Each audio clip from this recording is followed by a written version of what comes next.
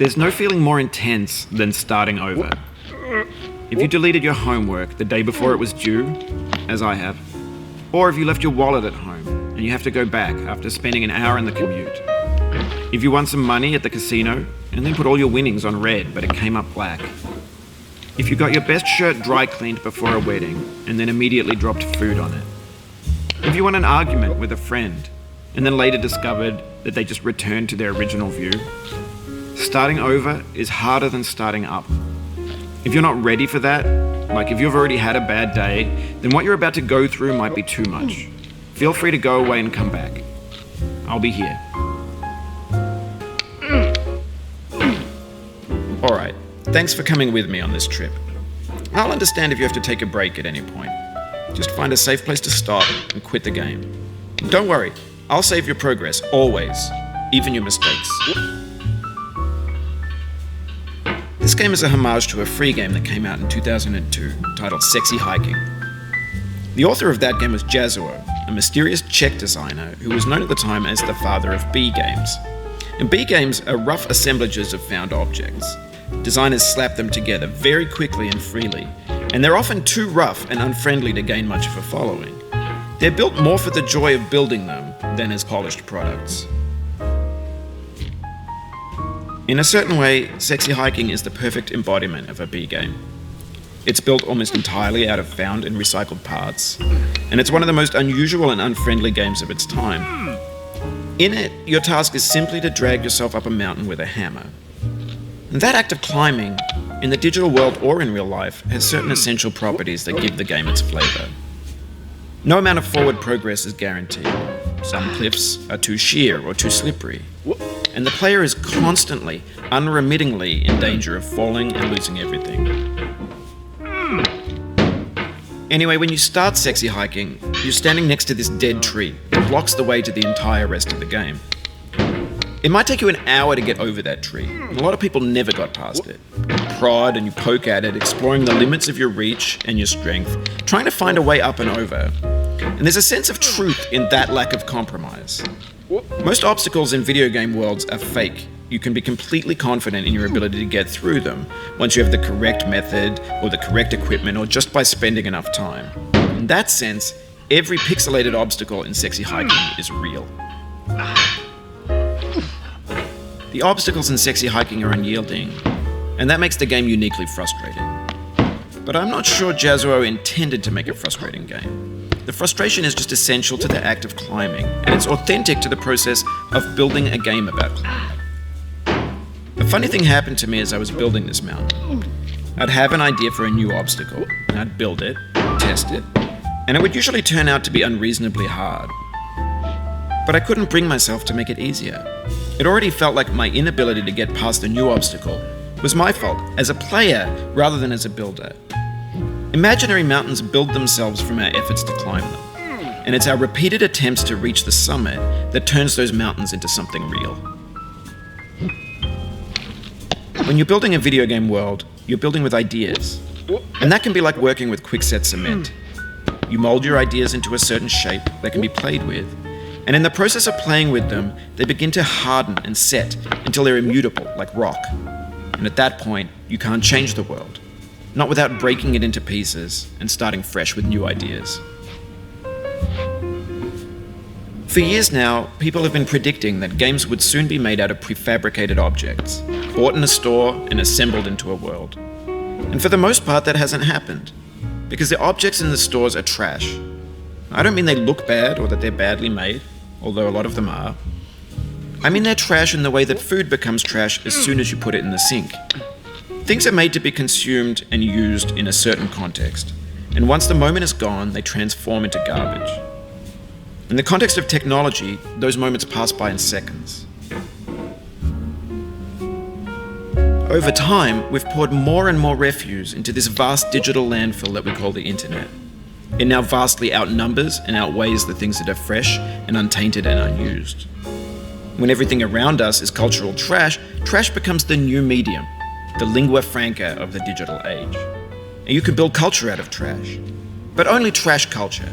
B games, B movies, B music, B philosophy. Maybe this is what digital culture is. A monstrous mountain of trash, the ash heap of creativity's fountain. A landfill with everything we ever thought of in it. Grand, infinite, and unsorted.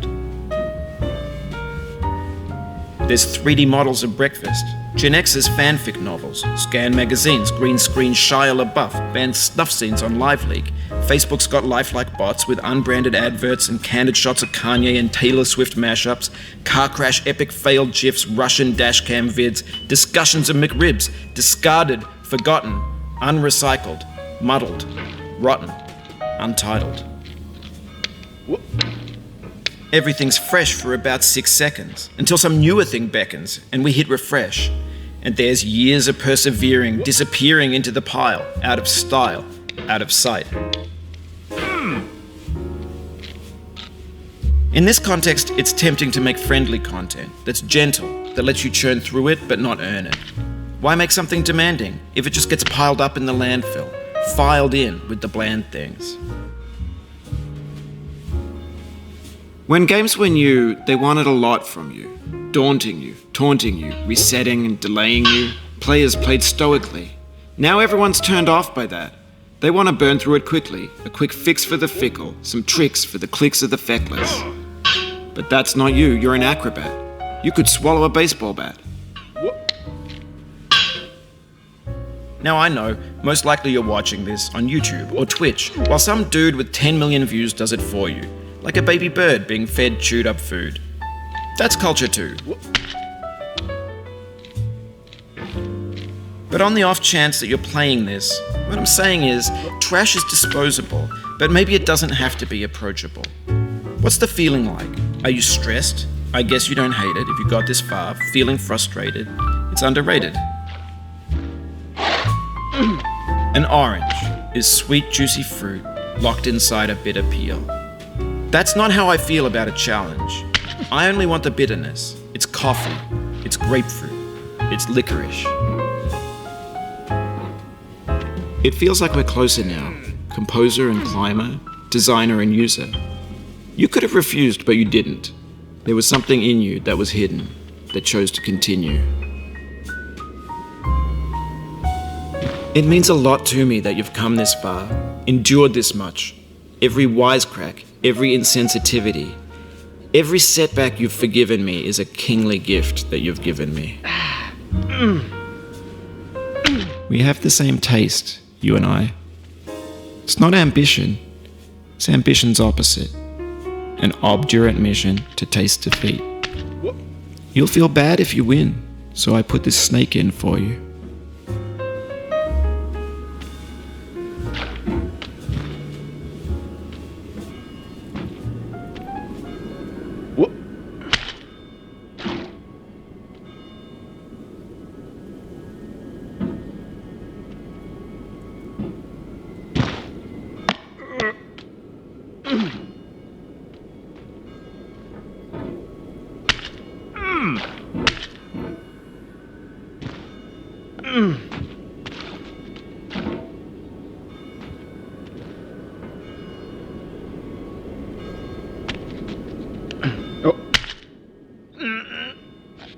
No.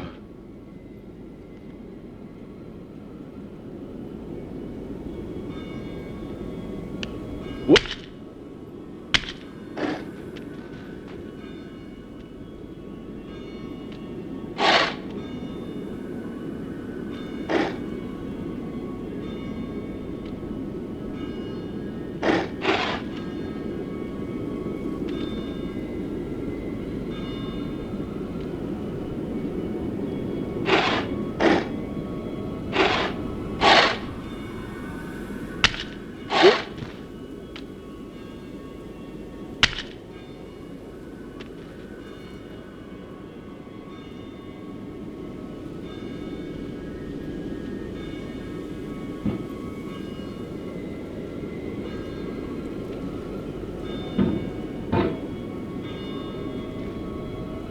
Have you thought about who you are in this?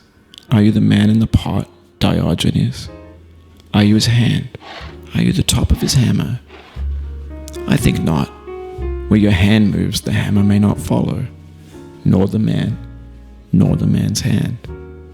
And this year his will, his intent, he embodied resolve in his uphill ascent.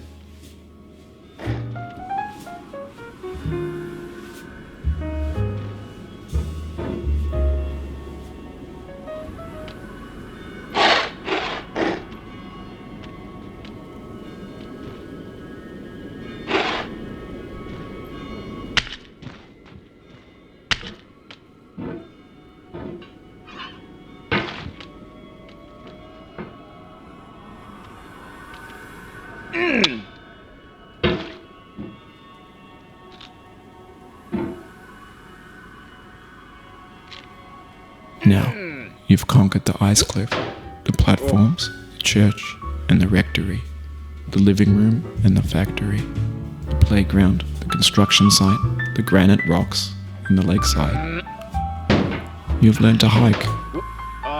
There's no way left to go but up, and in a moment I'll shut up.